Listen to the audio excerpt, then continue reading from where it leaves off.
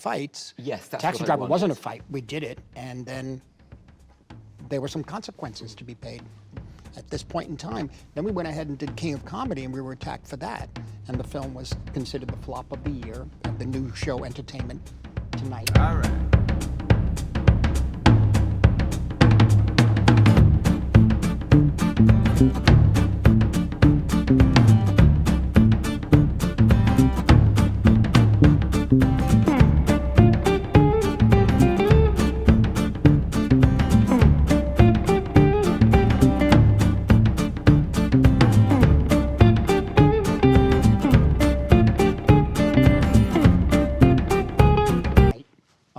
On New Year's Eve, I was putting my tie on, and I'd look over in this TV and it said, "Now the flop of the year," and a curtain opened. It was King of Comedy, and everything had turned. All of Hollywood had turned against that kind of filmmaking, really.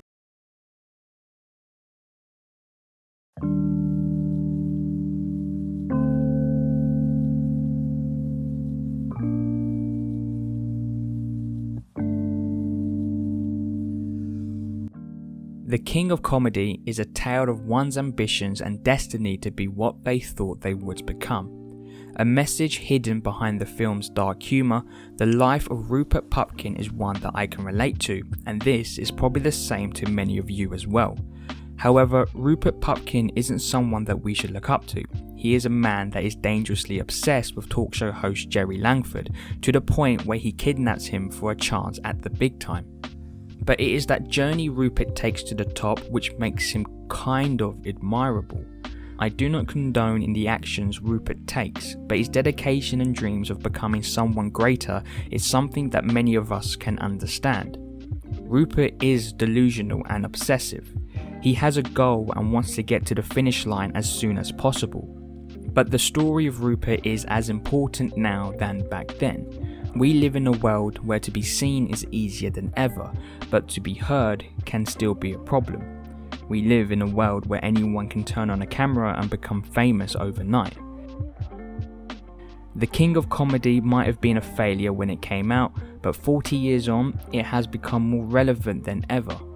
Martin Scorsese's movie about a man who believes he is someone that is greater than the position he is put in is a story that resonates with most people. And now, with technology and online businesses, it resonates with people more than ever because we can all change our course in life and to be what we truly want to be. In this current day and age, TV is slowly turning more obsolete in search of becoming a celebrity personality. Instead, it is more profitable to become an online personality. But Rupert Pupkin never had YouTube or a podcast platform. All he had was his beliefs that he would one day become who he thought he was.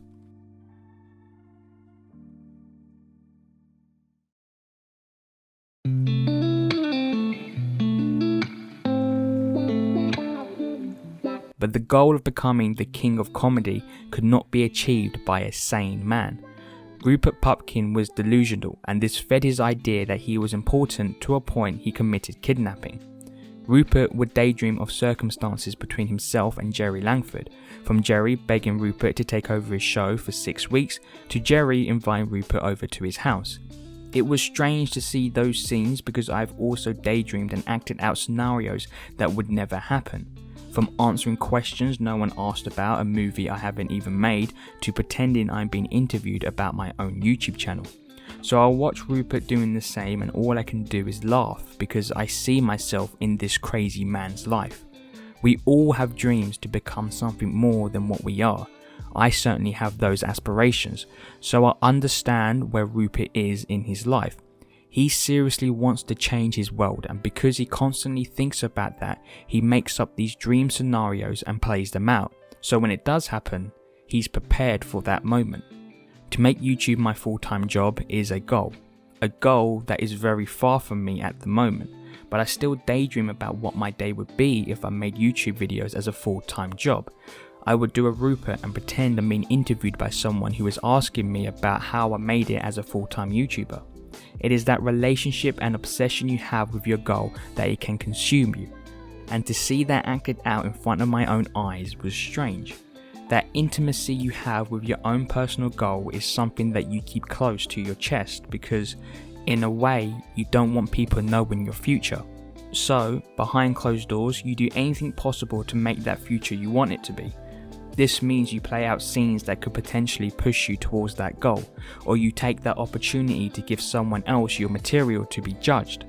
Rupert embodies that relationship and desire to make your goals a reality. However, Rupert is the extreme of being consumed by that end goal, to the point that he believed that Jerry actually invited him over to his house, when it only happened in his head. This is where we see the dark side of obsession and desire. Rupert could not take the harsh realities that his tape wasn't good enough to even reach the ears of Jerry Langford. That rejection, however, could not be accepted by Rupert, so instead of taking the criticism and feedback he received, Rupert twisted it to fit his narrative. What Rupert does is make excuses to why events turn out wrong for him. We see this when he gets kicked out the TV studio building, but disguises that embarrassment to Marsha as him just being escorted out. Rupert is so far down his rabbit hole that he starts believing his own lies. Rupert is a sane man that goes insane to reach his goal. A goal that couldn't be reached by just a normal man. A goal that was twice explained needed Rupert to work on his craft before he ever made it to the big time. But it was a goal that only Rupert could reach. From what the movie shows, the time span from the first scene to the point where Rupert is on TV must have been about 2 weeks, or even less. Rupert went from no one to opening a popular TV host show. That's because Rupert had the desire to achieve his goal no matter the cost. That was his resolve. He would wait hours on a payphone to hear a call back from Jerry's assistant because that less than 1% chance was more than he ever got before. But the question is, was it worth it?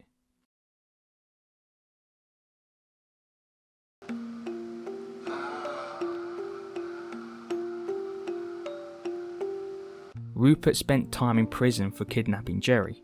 During that time, he grew in popularity for what he did.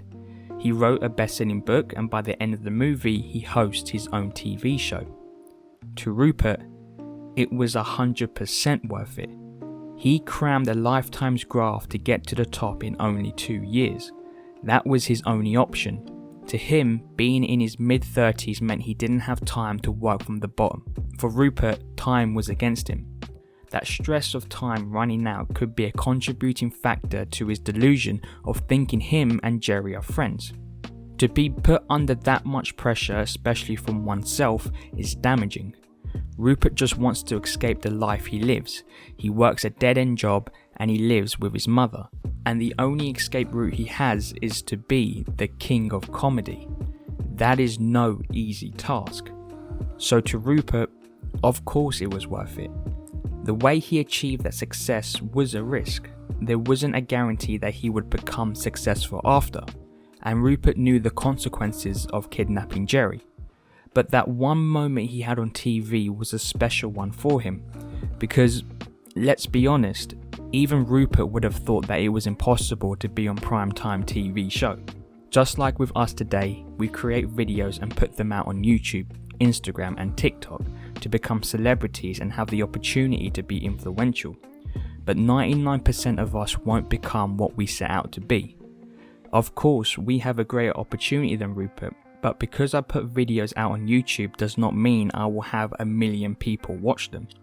The harsh truth is, there is so much content out there that it's actually harder to get to that point of making videos on a full-time basis.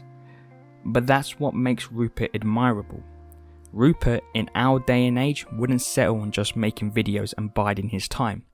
He would make it possible to make just one video be seen by millions.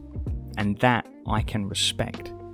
Of course, the way he did it was wrong, but he had the desire to get to a point where he can say he made it.